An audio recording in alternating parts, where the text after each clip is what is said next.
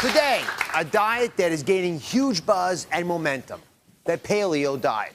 Now, followers say they are shedding drastic amounts of weight and are warding off debilitating diseases. But what's the trick? You have to eat like our Stone Age ancestors. If you think that means eating hunks of meat off the bone, or if this sounds like man food, well, think again. Even I was surprised to learn what it means to eat paleo. It spawned dozens of books, nearly all bestsellers, and hundreds of blogs, message boards, and magazine articles. So what has everyone so excited about a diet based on cavemen and Stone Age times? The paleo diet promises you'll easily lose your unwanted pounds, and it could ward off debilitating diseases like diabetes, heart disease, and even some cancers. Dr. Laurent Cordain, a researcher of evolutionary medicine, has spent his career studying the diet of our ancestors and spun the phenomenon into motion. He focused on the connection between living off the land and longevity. Dr. Cordain believes eating wild plants and animals is your prescription for optimum health.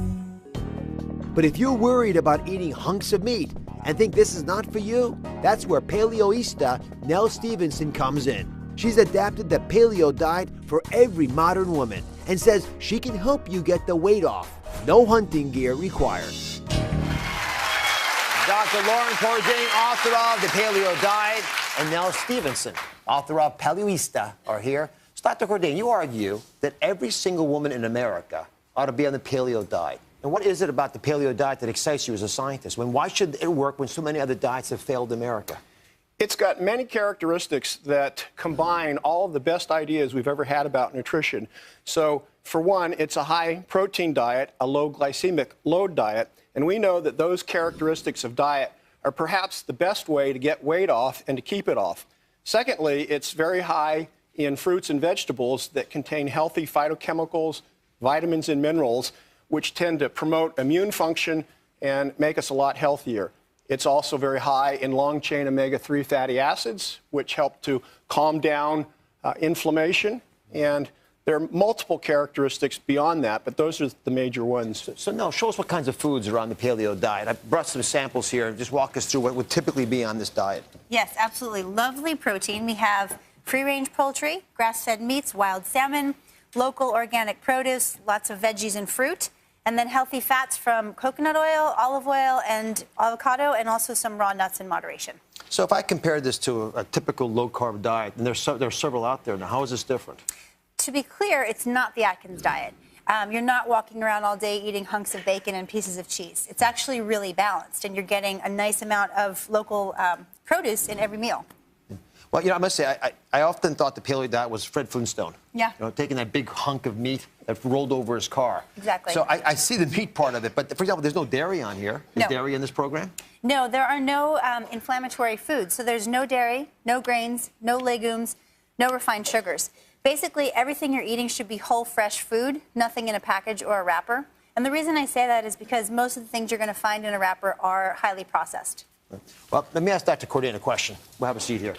You know, when I come back to this idea of the paleo diet, and I've been asked about it so much recently, I'm generally surrounded, even in my own case, by misconceptions. You know, people trying to explain it to me, but not quite getting it right.